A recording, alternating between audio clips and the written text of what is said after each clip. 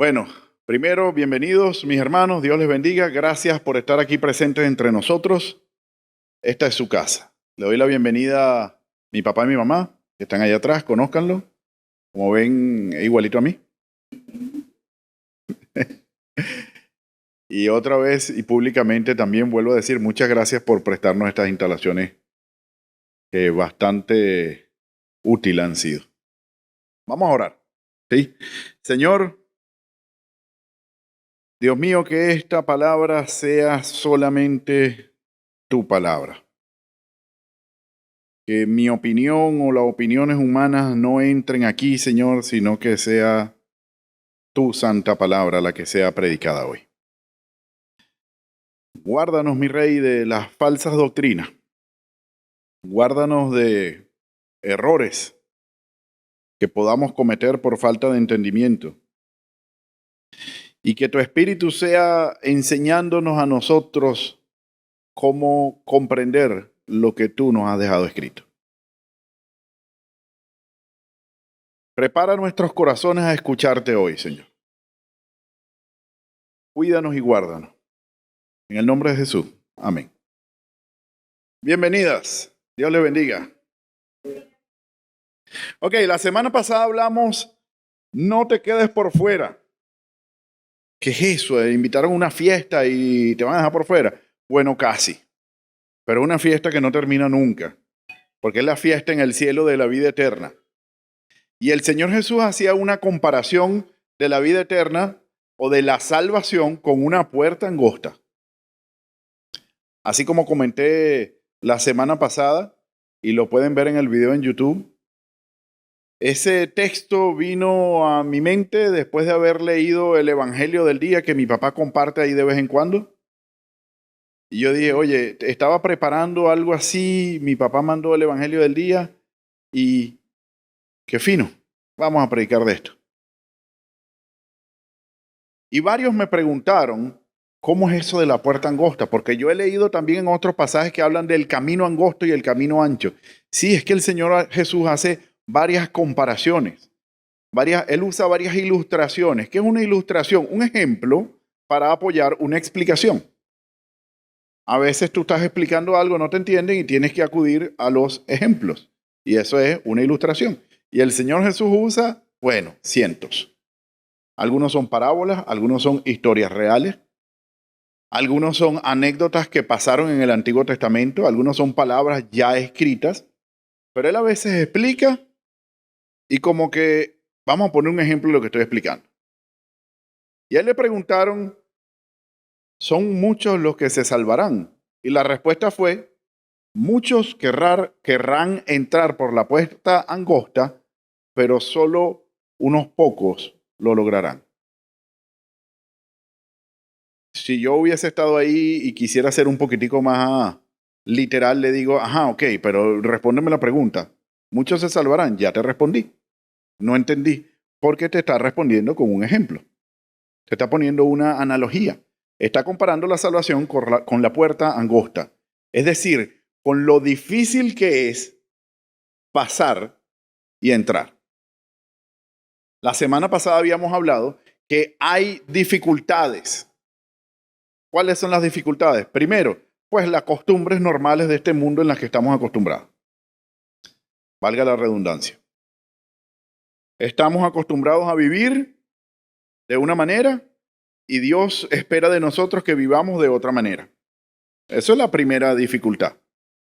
La otra es la misma sociedad, el mismo mundo, como se refiere a la Biblia, que nos incita a seguir viviendo así. Tenemos el clásico enemigo que se enfrenta con nosotros, que está como que presente en tres figuras. ¿Se acuerdan? El mundo, la carne y Satanás, el diablo. Todos estos asuntos que combaten contra nosotros para dificultarnos el entrar a la puerta angosta. Nos trae dificultades tras dificultades, obstáculos y obstáculos. Pero dice al final de todo eso que sí, algunos vendrán del norte, sur, este y oeste, del mundo entero, y se sentarán en el trono. Estarán reinando con Cristo en los cielos. Es decir, sí, va a ser difícil, muchos intentarán y no lo lograrán, pero unos pocos pasarán. Nosotros aquí por fe decimos que somos parte de esos pocos que van a pasar por la puerta angosta. Hemos leído desde hace un año y estudiado las condiciones de la salvación. ¿Quién se acuerda? María Ignis se tiene que acordar. Esa es la discípula número 1 ahorita de mi esposa. ¿Te acuerdas de Juan 3:16? O de Hechos 20:21.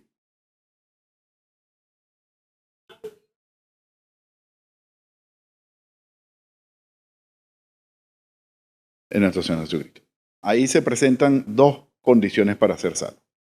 Carlita se acuerda de las clases con Giovanna, ¿verdad?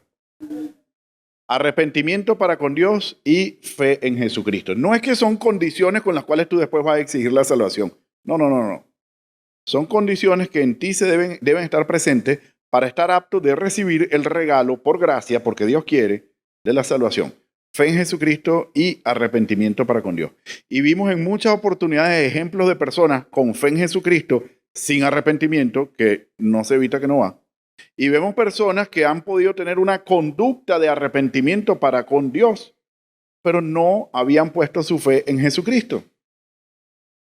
Dos casos que estudiamos mucho. Cornelio, un hombre bueno, un pan de Dios, que incluso un ángel se le aparece y le dice: tus oraciones y tus limosnas le han agradado a Dios.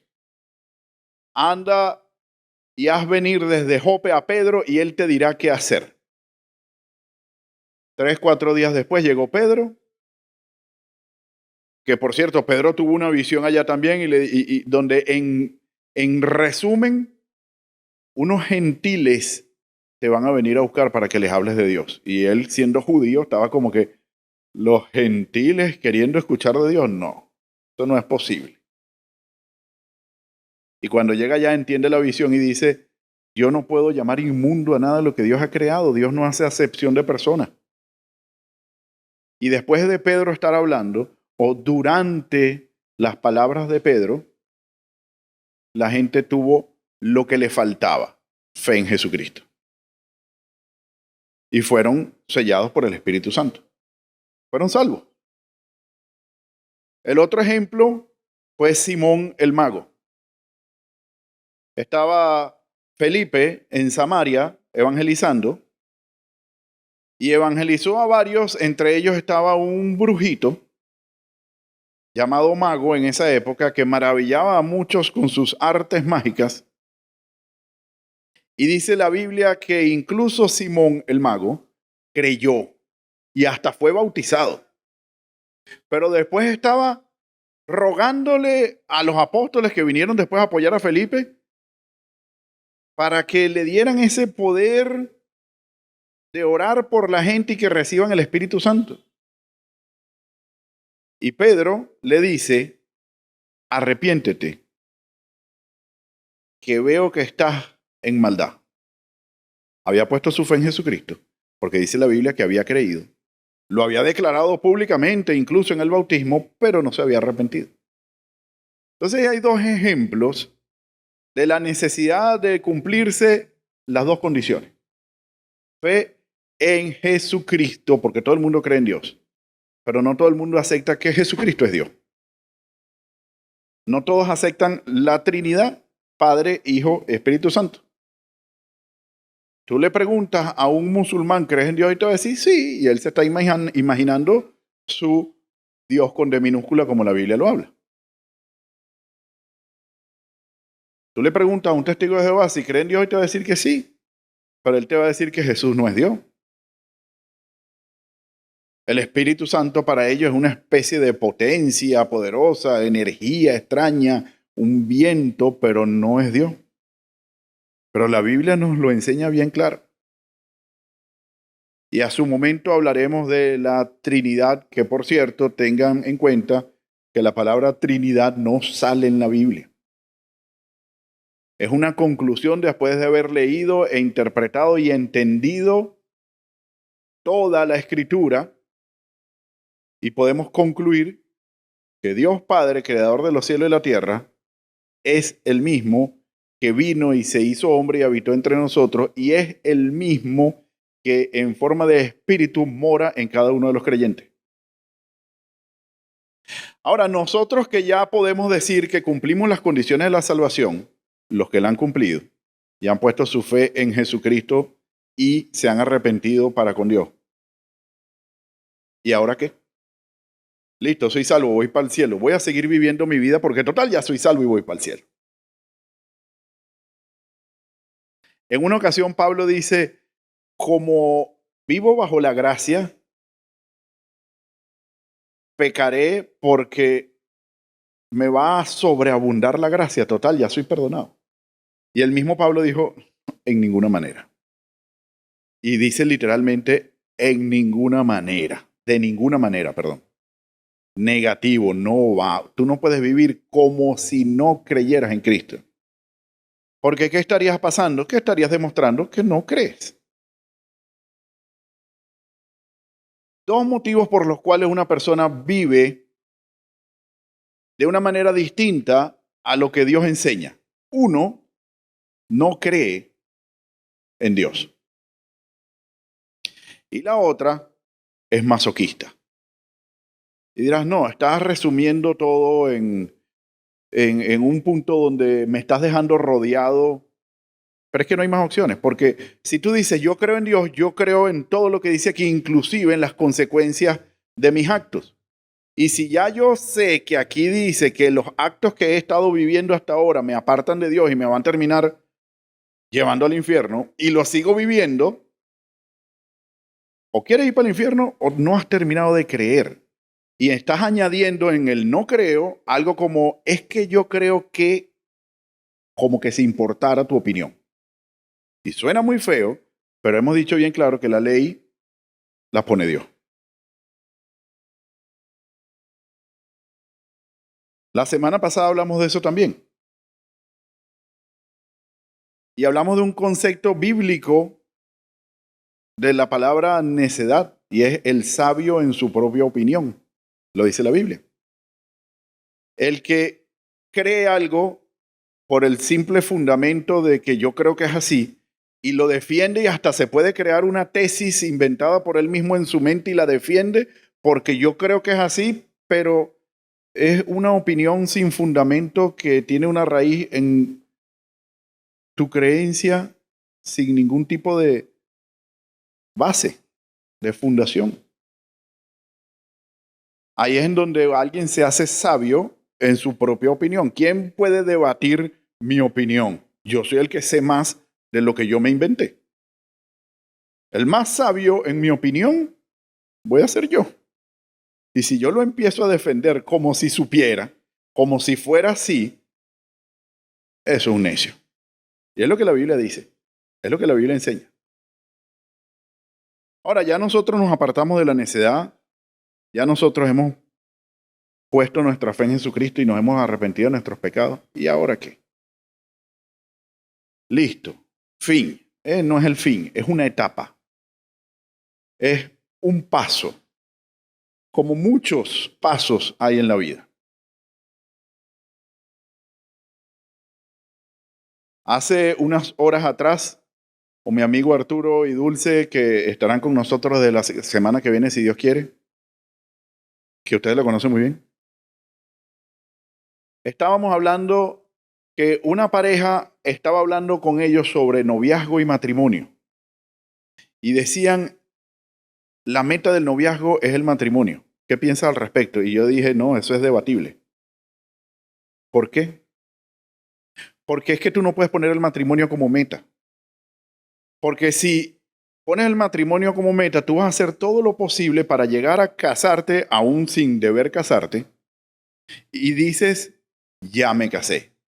Fin. ¿Y que ya no vamos para el cielo? No. Esa es una etapa. Ahora empieza una vida matrimonial. Y el noviazgo yo no lo veo como un prematrimonio, no, yo lo veo como el último filtro para identificar si te debes casar o no. El último de todas las etapas. Que un noviazgo puede terminar en un no somos compatibles, Dios te bendiga, muy bien, nos veremos y nos saludamos. Y ya, es mejor que casarse obligado. Si nosotros ponemos el ser salvo como meta, yo voy a llegar a un punto en el que voy a decir, Dios mío, perdóname por todos mis pecados. Y empiezas con una lista de todo lo que te acuerdes. Y mañana te acuerdas de algo más y lo confiesas. Y pasado mañana ay, es que esto no me había acordado, pero me acabo de acordar que hice esto y te confiesas. Y llega un punto en el que, aunque nunca va a pasar, crees que ya confesaste todo y ya te arrepentiste de todo, soy salvo. Fin, ya, listo. Al fin. Voy a vivir mi vida como yo quiera. La salvación no es la meta. Es el principio de la vida eterna. Es el punto que marca el inicio. Acabas de pasar la puerta angosta. ¿Y ahora? Quiero que hablemos hoy de perseverancia y constancia. Estar firmes y constantes. Y vayan buscando en sus Biblias, porque ya es hora de abrir la Biblia. 1 Corintios 15, los dos últimos versículos de ese capítulo. 57 y 58. Un día vamos a poner a Isabela a leer la Biblia. 15. Ahora, antes de leer esto y mientras ustedes los buscan, yo pregunto a, no sé, Rui, ¿cuándo fue la última vez que fuiste a trabajar? Ayer. Y te paraste temprano, fuiste a tu oficina con la esperanza de que fueran clientes. ¿Y si no van? Igualito tú vas. Y si van, bien, allá estás para atenderlo. ¿Qué pudo haber hecho la señora Fernanda? 5 o 6 de la mañana está abriendo la panadería. Si vienen clientes, bien. Y si no vienen, pues aquí estoy. Ayer estábamos hablando en el servicio de los jóvenes, allá en el Trigal, sobre este mismo pasaje. Por supuesto, tiene un puente distinto. Y hablábamos de, tienes una tienda, vas a ir a abrirla, y si no llegan los clientes, perdiste el tiempo. Pero ¿y si llega uno? Valió la pena. Entonces, para que tu negocio sea fructífero, tú tienes que estar siempre ahí. Vengan o no vengan, porque el día que vengan no está, y ahí sí es el fracaso. Tú debes seguir adelante aunque no sepas si van a venir los clientes. Voy a empezar a vender algo, yo salgo y los ofrezco. Y si no me los compran, sigo ofreciendo hasta que alguien los compre. Pero si no lo ofrezco, nadie lo va a comprar. Y hago la misma pregunta y le pido a Jean-Pierre que no la responda porque ayer la escuchó. ¿Cómo se llama ese deporte donde el atleta se esfuerza durante toda la carrera sin ver la meta? Sí existe, vayan pensando. Y no es natación estilo espalda. Rafting es muy parecido, pero es otra modalidad. Pero son casi los mismos equipos. Bueno, pero ya tenemos 10 minutos, tenemos que ir a almorzar. Adelante, Jean-Pierre. El remo. Los que están remando van a espaldas de la meta. Y eso es dale, dale, dale, dale. ¿Cuándo vamos a llegar? Usted no pregunte, dale. Y algunos sacan la cuenta y dicen, tengo una práctica que en tantos metros de 50 remadas llegamos. A veces lo hacemos muy bien y con 49, bueno, récord olímpico. No sé cuántas remadas se echan, pero ellos están sin ver la meta, firmes y constantes, aún sin saber cuánto falta. Y no es que sin saber cuánto falta, es que en el entrenamiento les dicen, deja de preocuparte cuánto falta. Piensa siempre que falta mucho. Porque el día que creas que estás llegando, en el momento que creas que estás llegando, le vas a bajar. No, dale como que sí, falta bastante. Y en el momento que empiecen a pensar, ya estamos llegando, pierde ese equipo.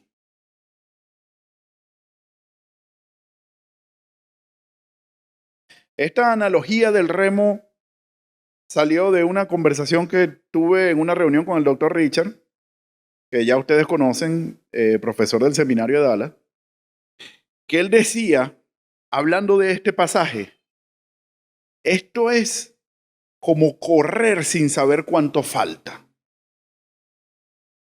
Yo le dije, sí, como los que reman.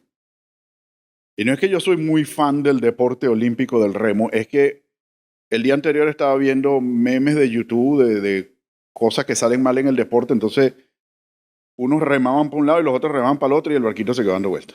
Entonces me acordé y él habló de eso, el remo. Uy, usted sí sabe, sí, yo soy muy culto en las Olimpiadas. Sí, sabe que era viendo memes en YouTube. Y de ahí él sacó una serie, Sigue remando. Entonces, antes que digan, Ricardo se copió. No, yo creo que él se copió. Pero si yo lo digo, nadie me va a creer. Entonces suena más bonito que estudié al doctor Richard. La carrera que tenemos nosotros, ya sabemos cuál es el resultado. Ya la conocemos. Vamos a leer. 1 Corintios 15, 58. Perdón, 57 y 58. Dice así. Mas gracias sean dadas a Dios, que nos da la victoria por medio de nuestro Señor Jesucristo. Así que, hermanos míos amados, estad firmes y constantes, creciendo en la obra del Señor siempre, sabiendo que vuestro trabajo en el Señor no es en vano. Yo me acuerdo hace unos años atrás, mi hermano Gustavo, que ha sido el más fanático del béisbol y de los deportes en la casa. Hubo una época que él creo que estaba estudiando, no me acuerdo qué era que estaba haciendo, que en las noches no estaba, no podía ver el juego, no podía ir, y él me decía, grábalo, que yo lo quiero ver cuando llegue. Y me decía, ¿lo grabaste? Sí, ganó Magallanes. No, ¿para qué me dices? Qué fastidio. Bueno, ya sabes quién ganó, o sea, ¿para qué lo vas a ver? No, igualito lo quiero ver. Porque bueno, quiero ver los honrones y todo eso, quiero ver al Caracas siendo humillado. Y hay cierto gozo ahí. Sí. Vamos a orar por mi suegro para que se salve y sea magallanero. Él dice que él es de los gloriosos Leones del Caracas y si no pagaría por serlo. ¿Viste? Pues Gustavo ya sabía quién había ganado, pero a él le gustaba ver su juego y se disfrutaba las jugadas y todo eso y decía, es que me gusta vivir esa emoción aunque ya sé quién ganó. Magallanes siempre, por supuesto. Nosotros ya sabemos cuál es el final de nuestras vidas. Ya, es como que te contaron el final de la película, te hicieron un spoiler ahí y de repente se murió Iron Man. No, sí se murió, ya no la quiero ver. Sí se muere, por cierto. YouTube yo creo que puede banear a los que hacen spoilers de película, ¿verdad? ¿No? Pues nosotros sabemos que vamos al cielo, porque ya hemos estudiado. Jesús dijo, Juan 3:16. Pierina se tiene que saber Juan 3:16. ¿Te acuerdas? ¿Quién se acuerda de Juan 3:16? En coro lo dijimos la otra vez. De tal manera amó Dios al mundo. No se pierda, mas tenga vida eterna. ¿Tú crees en Jesucristo? Sí, entonces tienes vida eterna. ¿Por qué? Porque Jesús lo dijo. Pero es que yo creo que no importa. Jesús dijo que si tú crees en el Hijo, tienes vida eterna. Y yo creo en el Hijo. No es que creo que existió, no es que creo su historia, no es que creo lo que cuentan, es que creo en Él, le creo a Él y creo en todo lo que tenga que ver con el Evangelio de la Salvación, que es Jesucristo. Entonces, tengo vida eterna. ¿Y en qué basas tu seguridad? En que fue palabra de Dios. Y Él no dice mentira. Ya yo sé el fin de esta carrera. Yo sé que voy para el cielo. En el versículo 57, lo primero que nos dice es que más gracias sean dadas a Dios que nos da la victoria por medio de Jesucristo. Ya sé quién ganó. El diablo no pudo conmigo. No es porque yo soy más fuerte que él, porque no lo soy. Es porque en mi equipo está Jesucristo. Y contra él, mire, así que no hay quien gane. Ahora después nos dice tres cosas. En primer lugar, estar firmes y constantes. En otros pasajes la Biblia dice que nosotros no podemos ser como las olas del mar que van y vienen, que no nos podemos dejar llevar por cualquier viento de doctrina, que no nos podemos dejar convencer por cualquier palabrero. Hoy en día podemos contemporizar eso a tanta gente que está en Instagram diciendo cosas que hablan como que parecen que saben, entonces le creo porque él habla como si tuviera autoridad y él sabe. ¿Cómo sabes tú que él sabe? Porque véelo, parece que sabe. Incluso algunos hablan de Biblia y puede que estén enseñando la verdad.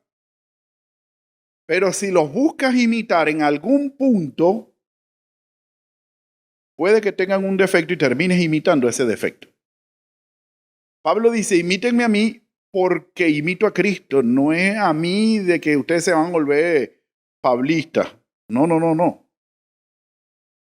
Yo les estoy modelando algo de Jesucristo aunque tengo mis errores, dice Pablo.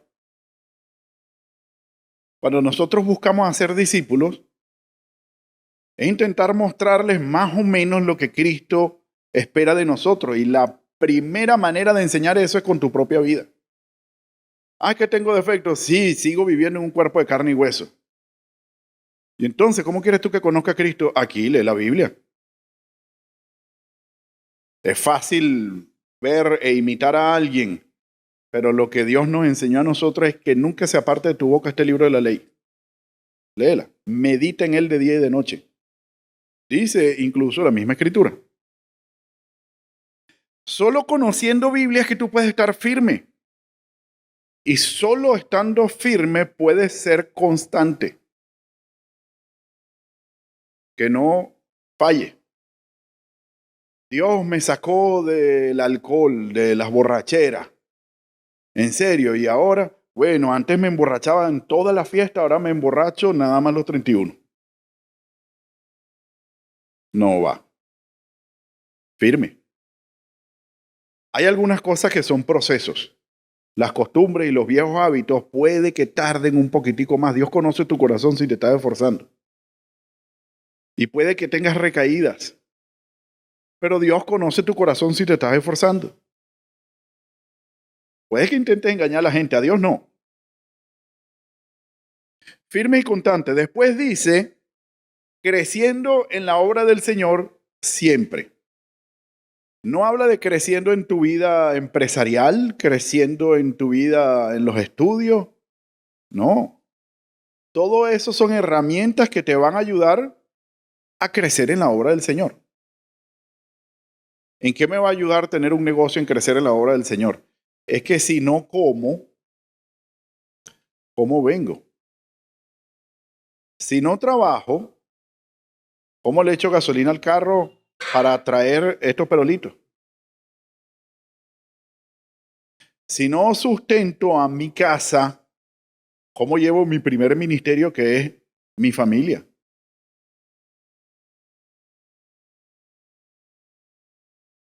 Estar firmes y constantes creciendo en la obra del Señor siempre, no de vez en cuando, sino siempre.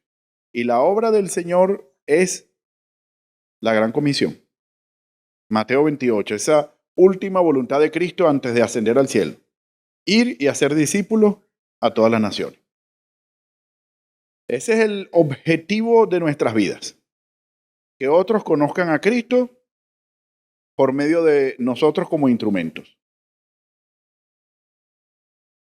¿Cómo hago para llegar a eso? Bueno, todo lo demás, inclusive trabajar, estudiar y todo eso. Pues si tú no estudias, no trabajas, nadie lo va a tomar en serio.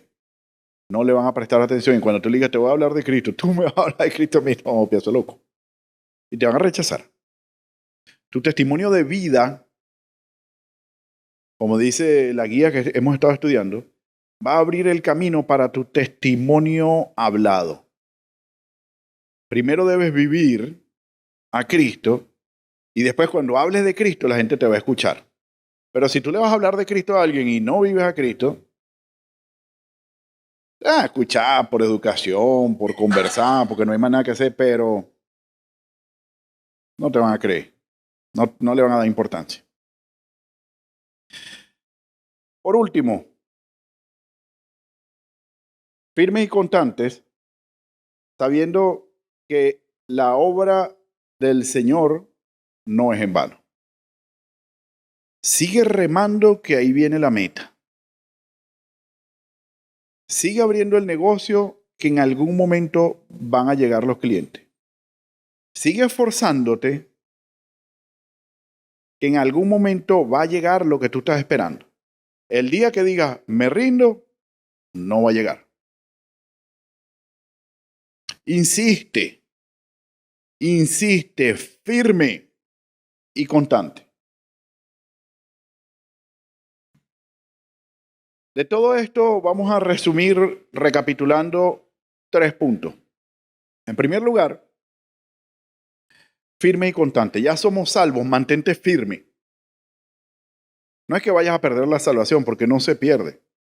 Puede que un día demuestre que nunca la tuviste. Pero no es que la tuviste y la perdiste. No. Eso no se pierde. Mis ovejas oyen mi voz y yo las conozco y me siguen y nadie las arrebatará de mi mano, dice la Biblia. Nadie te incluye a ti mismo. Tú no te puedes escapar. Él te va a agarrar y te va a traer. Si se escapó, ese no era oveja. Lo dejó ir. Un lobito disfrazado. Una cabrita. Pero no era oveja. Firme y constante, sabiendo que eres salvo, creciendo siempre en el Señor, es la segunda parte. Y por último, la esperanza tuya es que sabes que viene la meta. Sabes que tu trabajo no es en vano. Así que hermanos, yo les doy una invitación hoy. Manténganse con la esperanza que vendrá el día en que estemos cara a cara con Jesucristo. ¿Cuándo? No lo sabemos nosotros. Esto está en el plan de Dios. Pero llegará ese día y rendiremos cuentas. Y cuando venga el juicio y digan, usted ha sido acusado de mentiroso, ladrón, adúltero y homicida, ¿cómo se declara? Usted va a decir culpable. Y entonces sí, pero ya Jesús pagó mi fianza. Ah, ok, sí, pase adelante. Porque Jesús va a pagar por ti, por amor. Porque te ama, más nada. No hay nada que lo mueva a él a hacer esas cosas por algún tipo de interés extraño, sino amor. Ahora, tú puedes amar mucho a una persona y no lo puedes obligar a quererte a ti. Tú deberías tener las condiciones necesarias para que Él te ame. Nuestro Señor Jesucristo nos ama incondicionalmente. Por eso no quiero que vean las condiciones como si fuese una fórmula matemática que habría que resolverse para ser salvo. No. Es que así debe ser tu estilo de vida. Si cumples eso, créeme, Jesús te regala la salvación. Eres salvo, mantente firme y constante, creciendo siempre en la obra del Señor, sabiendo que tu trabajo en el Señor no es en vano. Manténganse firmes siempre, esa es la invitación de hoy. Vamos a orar. Señor, mi Dios, Padre Celestial, mi Rey, estamos en tus manos. Gracias por esta mañana, gracias por tu palabra, gracias por la lectura, por la escritura, Gracias, mi Dios, por morir por nosotros en la cruz, por estar con nosotros siempre, todos los días hasta el fin del mundo. Gracias, Señor. Gracias. Que estas palabras moren en nuestros corazones, que nos salgamos de aquí cambiados, un antes y después de esta mañana. Que hoy conozcamos que debemos mantenernos firmes, que debemos mantenernos constantes, que debemos estar creciendo siempre en la obra del Señor. Gracias, mi Rey Celestial. En el nombre de Jesús oramos. Amén.